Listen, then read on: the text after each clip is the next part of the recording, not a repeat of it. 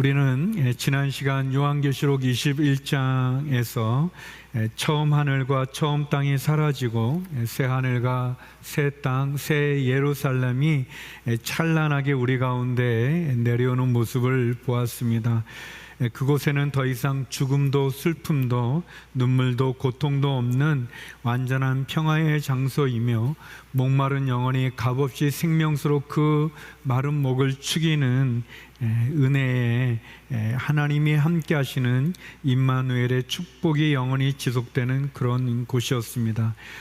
이제 우리는 요한계시록 마지막 장인 22장을 통해서 이 모든 약속의 중심에 예수님이 계시고 또 그분은 우리를 생명수로 초대해 주시는 분이시고 우리의 행한 대로 갚으시는 공의로운 심판주이며 무엇보다 속히 우리 가운데 오실 분임을 함께 나누고자 합니다.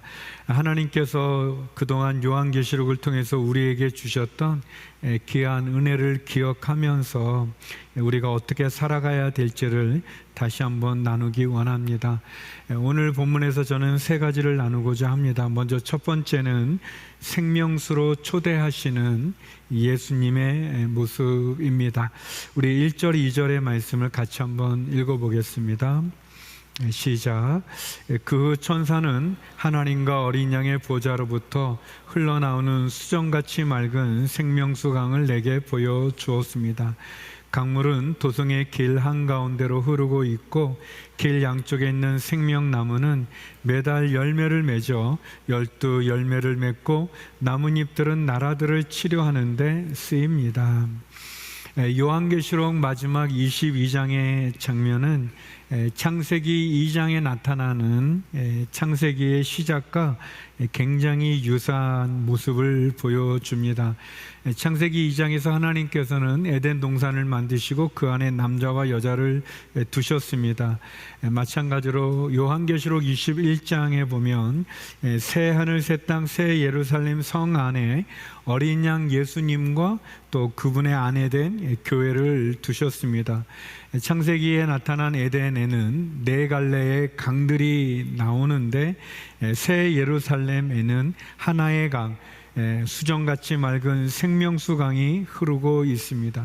이 강은 단순한 강이 아니라 사람들로 하여금 생명을 얻게 하고 끝없는 기쁨을 얻게 하는 근원이 되어집니다. 그 강 양쪽에 생명나무가 있고 매달 12가지 열매를 맺고 그 나뭇잎들은 만국을 치료하는 데 쓰인다라고 얘기합니다. 날마다 열매를 맺는다는 것은 이제 우리가 예수님을 통해서 끊임없이 영적인 양식을 공급받고 12열매가 풍성하다는 것은 우리의 모든 필요가 채워지고 부족함 없는 만족이 우리 가운데 임하는 것을 의미합니다. 또 남은 잎이 만국을 치료하는 데 사용된다는 것은 이제 우리가 더 이상 죄와 사망으로 인해서 상처와 아픔과 고통과 저주가 없는 완전한 치유와 완전한 회복을 상징합니다. 첫사람 아담은 범죄함으로 생명나무로부터 추방되어졌고 생명나무로 가는 길은 화염과 물든 천사에 의해서 가까이 갈 수 없었지만 이제 둘째 아담인 예수님을 통해 얻게 되어지는 새 에덴, 새 예루살렘에서는 그 생명나무의 실과를 먹을 수 있으며 영원한 생명을 누리는 그 은혜가 있게 되어집니다. 요한계시록 2장에 나오는 에베소 교회에 보내는 편지 가운데 이기는 사람에게는 내가 하나님의 낙원에 있는 생명나무 열매를 먹게 할 것이다 라는 그 약속이 새하늘 새 땅 새 예루살렘에서 성취되는 것을 보게 됩니다. 에덴의 삶이 온전히 회복되어 이제 생명의 강을 통해 흐르는 그 생명나무의 실과를 먹을 수 있는, 그리고 그 남은 잎들은 우리 안에 있는 상처와 고통을 치유하는 그런 은혜를 경험하게 됩니다. 저는 온누리교회 93년도에 전도사로 왔었는데 온누리교회에 왔을 때 문화적인 충격도 있었고 또 제가 처음 들어보는 그런 용어들이 많이 있었습니다. 가장 놀랬던 문화 충격은 교회 안에 카페가 있었던 거예요. 별로 놀라지 않으시는데 제가 이제 그 전 92년 11월에 이제 인터뷰를 하게 됐는데 수성 목사님에게 이제 전화가 왔어요. 그래서 이제 언제 몇 시까지 커피숍으로 오라고, 그리고 전화를 끊었어요. 끊고 났더니 어느 커피숍인지를 못 들은 거예요. 그 이촌동에 커피숍이 많이 있을 텐데 그래서 이제 다시 물어보려고 전화하려다가 그러면 간점이 될 것 같아서 못 물어보고 다행히 이제 친구도 있었거든요. 그래서 그 친구한테 물어봤어요. 야, 어느 커피숍이? 했더니 모른대요, 자기도. 근데 괜찮냐고. 뭐 어떻게 되겠지. 그 친구는 이제 친척 중에 온누리교회를 다니는 분이 있었는데, 그래서 아무튼 그 날짜에 와가지고 여기 안내시, 지금 우리 오피스 자리가 커피숍 자리였어요, 예전에. 근데 아무튼 안내실에 물어보니까 여기 커피숍이 있나 했더니 안으로 들어가라는 거예요. 그때 제가 받았던 충격, 교회 안에 카페가 있는 건 상상도 못했던 부분이고요. 근데 아무튼 이제 그때 다시 전화를 안 해서 그런지 아무튼 합격을 했어요, 제가. 그래서 이제 지금까지 다니고 있는데 그때 또 제가 새로 들었던 거가 순이라는 거였어요. 우리 교구는 들어봤는데, 구역은 들어봤는데 이 구역을 순이라고 그러는 거예요. 순이 뭐야? 순이 있잖아, 새순, 순. 그게 뭐지? 아무튼 굉장히 낯선, 뭐 다락방, 그것도 굉장히 낯선 단어들인데, 특별히 제가 굉장히 은혜를 받으면서 새로 알았던 거는 내적 치유라는 단어였어요. 내적 치유라는 건 또 처음 들어봤어요. 이너 힐링이라고 그래가지고. 그래서 이제 관심 있게 가서 이렇게 들어보니까 그런 내용이에요. 뭐냐면 우리 안에 많은 상처들이 있는데 그 상처는 내가 잘못했다기보다 외부자에 의해서, 권위자에 의해서 우리가 그런 상처를 받는다. 너무 좋은 내용인 거예요. 내 안에 있는 상처가 내가 잘못한 게 아니라 아버지가 잘못해서, 목사님이 잘못해서, 너무 좋더라고요. 그게 초급반인 거예요. 그래서 이제 치유를 받았다 생각했더니 중급으로 가래요. 뭐야 이거는 또. 그러나 아무튼 이제 중급반에 가면 또 거기에 인도자반이 있어요. 중급반 마친 사람들은 또 인도자반에 이 치유는 언제 회복이 되는 거야? 강사님 그랬어요. 무덤에 들어갈 때 치유된다고. 절망적이죠. 근데 오늘 말씀해 보니까 우리가 가는 그 새 예루살렘의 나무잎들은 나라들을 치료하는 데 쓰인다. 여러분, 이 땅 가운데서 치유받았는데 초급반이에요. 중급반 또 가야 돼요. 거기서 또 상처가 있어요. 끝난 줄 알았더니 고급반이 있어요.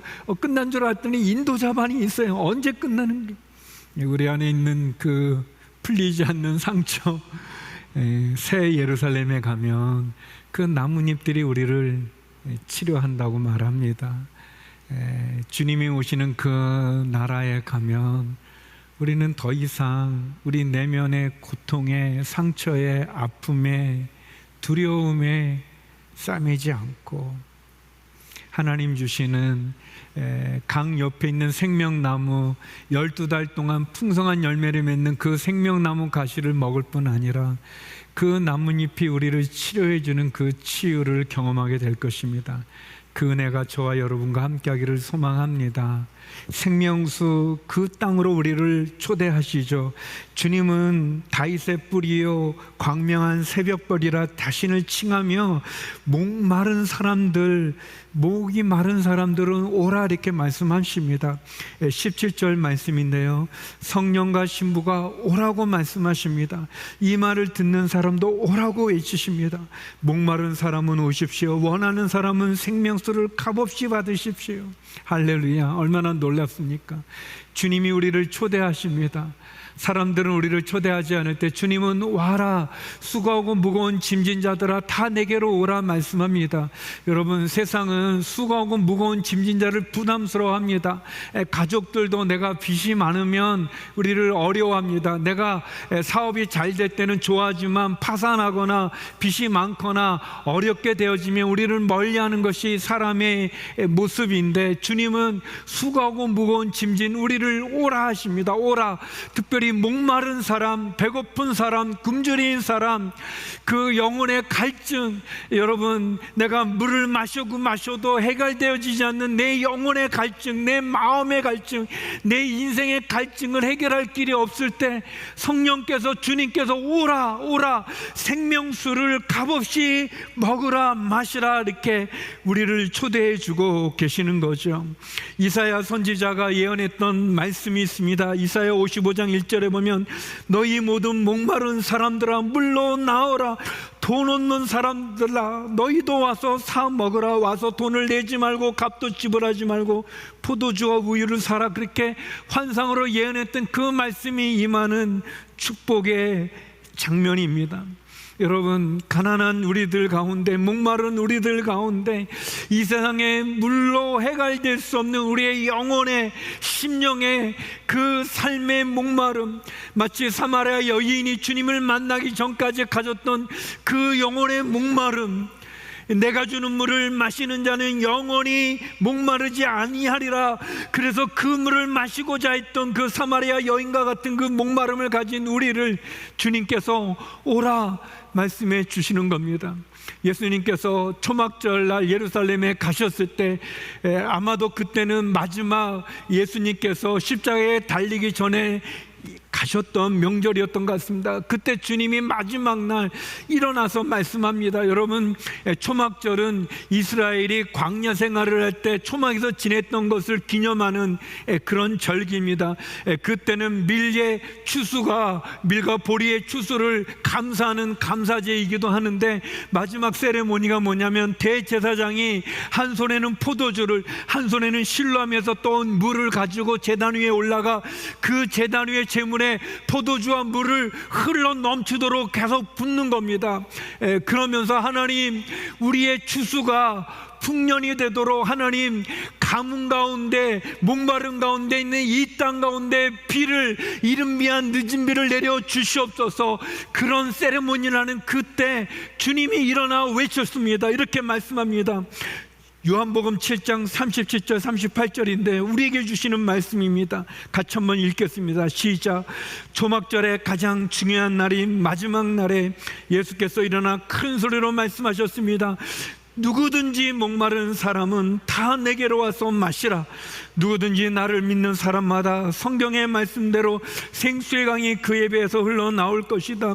누구든지 목마른 사람들은 다 내게로 와서 마셔라. 누구든지, 나이가 많은 사람이든 적은 사람이든 남자든 여자든 건강하든 아픈 사람이든 힘이 있는 사람이든 힘이 없는 사람이든 많은 것을 가진 사람이든 많은 것이 없는 사람이든 누구든지 다 내게로 와서 마시라.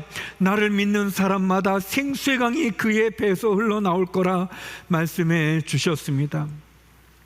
우리를 생명수로 먹이시는, 그래서 영생을 우리에게 주시는 그 예수님을 만나는 은혜를 소유하기를 주의 이름으로 축원합니다.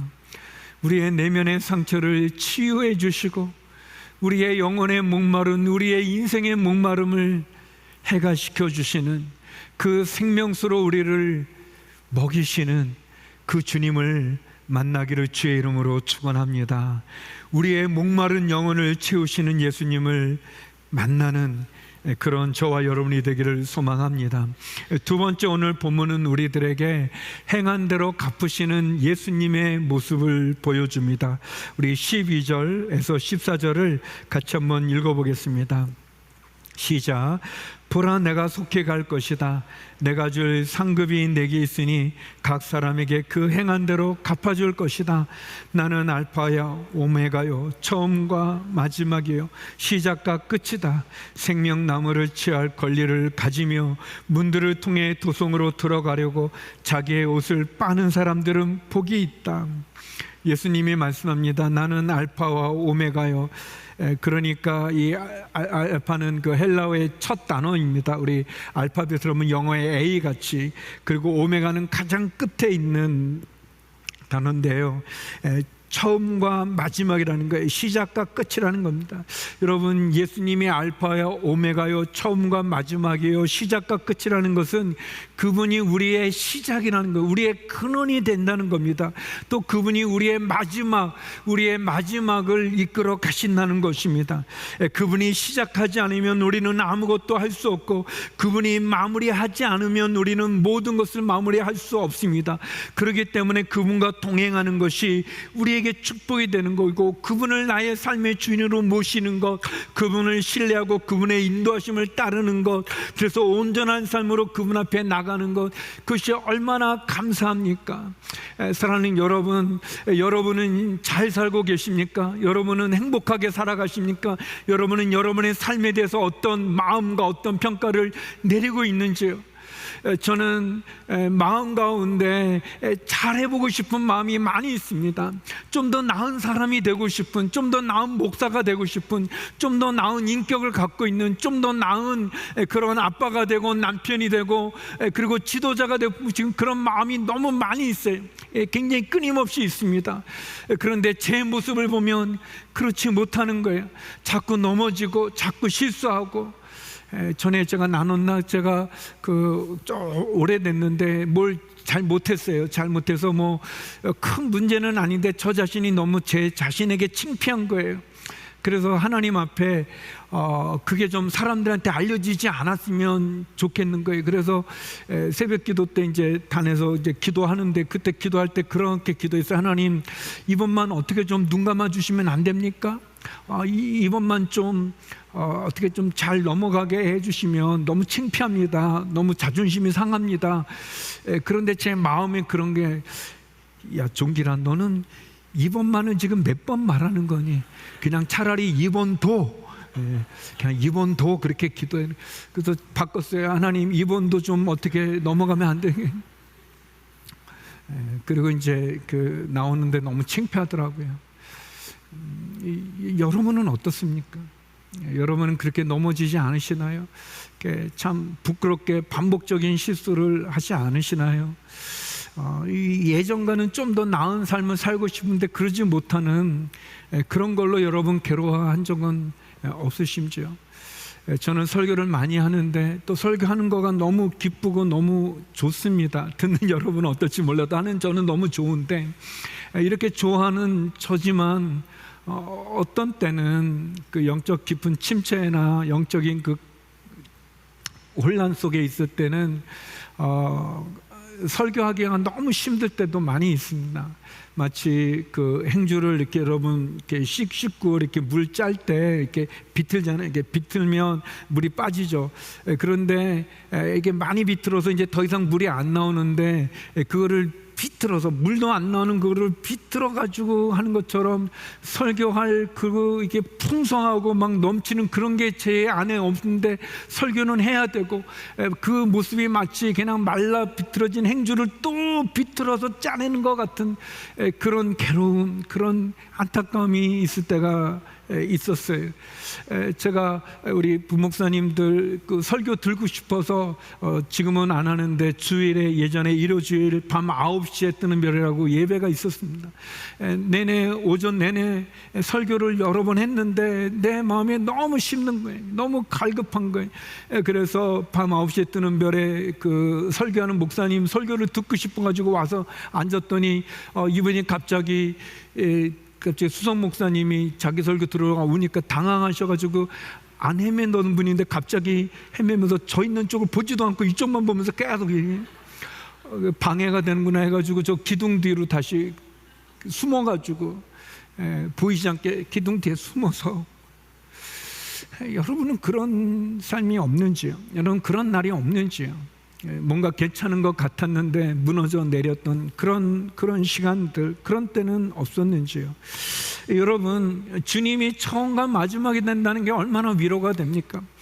우리의 시작은, 우리의 처음은, 우리의 지금은 좋지 않을지라도 그분이 마무리를 하시는 게, 그분이 알파가 되시는 것이고, 그분이 끝이 되는 것이고, 그분이 나중에 되어주시는 것, 내가 그분을 동행하면 비록 내 시작은, 내 지금은 보잘것없고 볼품없고 무너지고 약하고 연약하고 부끄럽고 수치스럽고 창피하지만, 그러나 그분이 나의 마지막이 되시며 그분이 나의 오메가가 되어주시기 때문에 내가 그분과 함께 한다면 그분이 나를 온전한 삶의 자리로 이끌어 주신다는 것, 그것이 얼마나 은혜와 축복이 되겠습니까? 주님 말씀합니다. 내가 속히 갈 것인데 각 사람은 자신의 행위대로 심판받는다 라고 말씀합니다. 여러분, 사람은 자신의 행한 대로 갚으시는 그 예수님, 그 사람이 행한 대로 갚겠다 말씀하신 이 말씀은 계시록에만 있는 말씀이 아닙니다. 이것은 성경 전반에 흐르는 말씀입니다. 두렵고 떨리는 말씀이죠. 주님께서 말씀하시죠. 계시록 20장 12절 13절에도 말씀하셨습니다. 각 사람은 자신의 행위대로 심판받을 거다 그랬습니다. 예수님께서도 인자가 다시 올 때 각 사람은 그 행한 대로 갚으리라 마태복음 16장 27절에 말씀하셨습니다. 사도 바울도 얘기했습니다. 하나님께서는 각 사람에게 그의 행위에 따라 갚아주실 것이다 라고 그랬습니다. 로마서 2장 6절에 사도 베드로도 말합니다. 베드로전서 1장 17절에 하나님 사람을 외모로 보지 아니하시고 각 사람의 행위대로 심판하신다라고 말씀하십니다.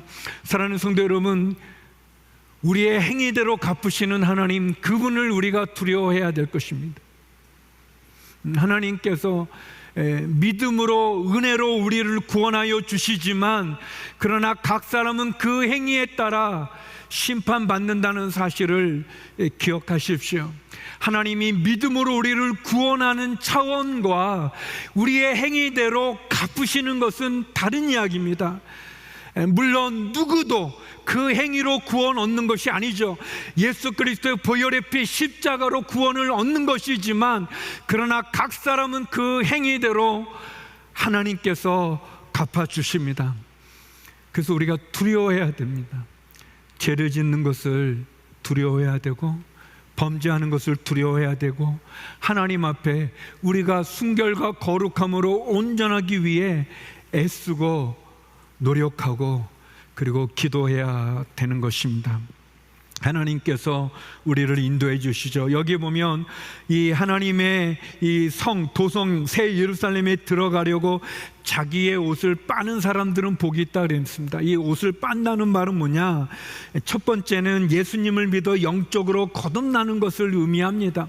주 앞에 들어가는 그 잔치에 합당한 옷, 그 신 옷을, 깨끗한 옷을 얻기 위하여 우리의 죄로 더러워진 그 옷을 주의 보혈의 피로 씻는, 예수 그리스도를 믿는 믿음으로 영적으로 거듭나는, 죄로 더러워진 옷이 예수 그리스도의 보혈로 깨끗이 씻어 새롭게 되는 것을 의미합니다. 또 두 번째는 이 사단의 박해와 세상의 유혹에도 불구하고 주님을 끝까지 붙잡는 그 믿음으로 우리의 옷을 더럽히지 않고 믿음을 지키는 순결함을 의미하기도 합니다.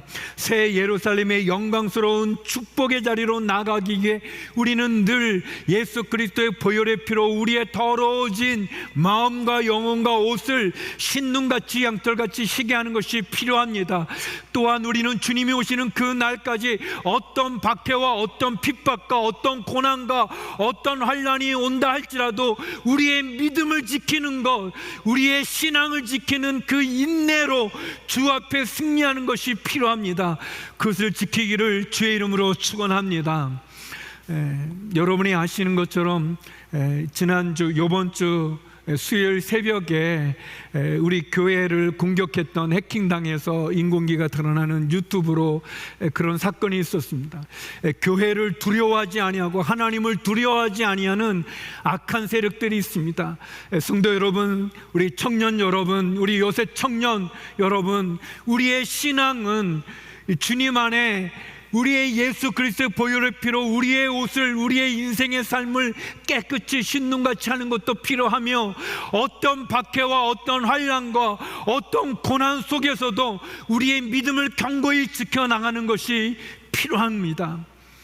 우리의 신앙을 지킴으로 우리가 겪게 되어지는 불이익을 두려워하지 아니하고, 우리의 믿음을 드러내므로 우리가 겪게 되어지는 위협과 어려움을 무서워하지 아니하고, 주 앞에 우리의 신앙으로 이 세상에 우뚝 서는 것, 그것이 우리에게 필요합니다. 그러나 살인자들, 음행하는 자들, 점술가들, 거짓말을 좋아하는 사람들, 개들, 여기 개들이라고 표현된 이 말씀은 15절에 나오는 이 표현은 사단을 따르고 불의한 짓을 하고 도덕적으로 타락한 악한 사람들을 가리킵니다. 최후의 날 그들은 주의 나라에 들어가지 못할 것입니다. 새 예루살렘에 들어가지 못할 것입니다. 회복된 새 에덴에 참여하지 못할 것입니다. 계속해서 사도 요한은 하나님의 말씀을 덧붙이거나 빼는 죄를 경고합니다. 우리 18절에서 19절의 말씀 같이 한번 읽어보겠습니다. 시작. 나는 이 책의 예언의 말씀들을 듣는 모든 사람에게 증언합니다. 누구든지 이 말씀들에 어떤 것을 더하면 하나님께서 이 책에 기록된 재앙들을 그에게 더하실 것입니다. 그리고 누구든지 이 예언의 책의 말씀들로부터 어떤 것이라도 없애버리면 하나님께서는 이 책에 기록된 생명나무와 거룩한 도성에서 그의 몫을 없애버리실 것입니다. 사도 요한은 하나님의 말씀인 이 성경에 어떤 것도 더하지 말고 어떤 것도 빼지 말라고 얘기합니다. 여러분, 하나님의 말씀을 하나님 말씀되게 하시기를 소망합니다. 하나님의 말씀에 무엇을 더하지도 마시고 빼지도 마시고 이 말씀 적혀진 그대로를 믿고 따르고 순종하기를 소망합니다. 또 이 말씀을 더하거나 덧붙이거나 빼지 말라는 것은 이 하나님의 말씀을 이상하게 해석하지 말라는 것입니다. 내가 원하는 대로 내 마음대로 풀이하지 말라는 것입니다. 불필요한 해석이나 확대 해석을 교묘하게 해서 그 의미를 변경시키지 말라는 것입니다. 이단들 같이 행하지 말라는 것입니다. 하나님의 말씀을 말씀대로 받아들이는, 이 말씀에 가감하지 아니하고 말씀에 적혀 있는 그대로 그 말씀을 믿고 따르고 순종하여 지키는 우리 모두가 되기를 주의 이름으로 축원합니다. 마지막 세 번째는 다시 오실 예수님의 모습입니다. 우리 20절 21절 말씀 같이 한번 읽어보겠습니다. 시작. 이 모든 것을 증언하신 이가 말씀하십니다. 참으로 내가 속히 갈 것이다. 아멘. 주 예수여 오시옵소서. 주 예수의 은혜가 모든 사람들과 함께 있기를 빕니다. 아멘. 이제 요한계시록의 마지막 22장으로 오면서 21절 20절은 우리들에게 내가 속히 갈 것이다. 그리고 사도 요한은 말합니다. 아멘. 주 예수여 어서 오시옵소서. 주 예수가의 은혜가 모든 사람들과 함께를 빕니다 라고 얘기합니다. 사랑하는 성도 여러분, 태초에 하나님의 말씀이 이 가운데 임했던 그 창세기 1장 1절에서 계시록 22장 21절 아멘으로 끝나는 이 긴 역사를 통해 주께서 말씀하십니다. 내가 속히 가리라. 내가 너희에게 속히 가리라 말씀하시고, 사도 요한은 아멘 주 예수여 오시옵소서라고 고백하고 있습니다. 사랑하는 성도 여러분, 주님이 다시 오실 것입니다. 주님은 말씀하신 것을 반드시 지키는 분 아니겠습니까? 주님은 약속하셨습니다. 다시 오시겠다 약속하셨고 그 약속의 말씀은 신실히 지켜질 것입니다. 마태복음 25장에 나오는 지혜로운 다섯 처녀처럼 기름을 준비하여 언제 신랑이 오더라도 신랑 맞을 준비를 했던 슬기로운 다섯 처녀와 같이 저와 여러분 언제 주님이 이 땅 가운데 오실지라도 아멘 주 예수여 오시옵소서 그렇게 고백하고 맞이할 수 있는 저와 여러분이 되기를 간절히 소망합니다. 사도 바울은 디모데후서 4장 8절에 이제 나를 위해 의의 멸관이 준비되었으니 주 곧 의로우신 재판장이 그날에 내게 주실 것이다. 그리고 나뿐 아니라 주의 나타나심을 삼하는 모든 사람에게도 주실 것이다 라고 고백했습니다. 사랑하는 성도 여러분, 우리가 믿음의 선한 다름질을 다 다름질하고 우리가 개인적인 마지막으로 주님께 가든, 주님께서 다시 오심으로 우리가 마지막 종말을 맞이하든, 언제 주님이 오더라도 부끄러움 없는, 수치스러움이 없는, 언제 주님이 오더라도 그 주님을 맞이하는 저와 여러분이 되기를 주의 이름으로 축원합니다. 여러분, 우리가 이 시간 이렇게 같이 예배드리지만 오늘 이 하루를 넘기기 어려운 분도 계실 것이고 내일 어떻게 될지도 모를 것입니다. 우리의 마지막을 하나님께서 아시고 그 하나님만이 우리의 마지막을 인도해 주십니다.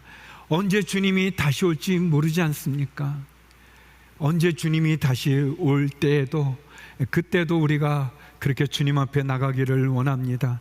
이 싸움, 특별히 그리스도의 인격을 담기 위해 자신을 부인하는 내적인 싸움과, 그리고 주님, 나의 영혼을 구원하기 위해 우리가 우리의 신앙을 지키기 위해 싸움을 하는 그런 외적인 싸움, 주님을 닮아가기 원하는, 에베소서 4장 13절의 말씀처럼 우리는 모두 하나님의 아들을 믿는 것과 아는 지식이 하나가 돼 온전한 사랑을 이루어 그리스도께서 충만하신 정도에까지 도달하기 위해서 나가야 되는, 그리스도의 장성한 분량에 충만한 데까지 이르기 위해 우리의 내면을 다름질하는, 우리의 내면을 가꾸는 그 내적인 부분과 우리의 신앙을 지키는 외적인 싸움, 그 부분에 온전케 되어 그리스도의 인격에 다다르는 주님의 그 자리에까지 나아가는 저와 여러분이 되기를 주의 이름으로 축원합니다. 요한계시록의 마지막 막을 내립니다. 성도의 궁극적인 소망은 이 땅에 있는 것이 아니라 다가오는 새하늘 새 땅 새 예루살렘에 있음을 기억하시고, 그래서 생명수로 우리를 초대하시는 예수님을 만나기를 주의 이름으로 축원합니다. 각 사람은 그 행한 대로 갚으시는 그 하나님, 그 예수님을 기억하시기 바랍니다. 그리고 다시 오실 주님을 기다리며 우리의 믿음으로 언제 주님 앞에 가게 돼도 우리가 승리하는 그런 저희가 되기를 원합니다.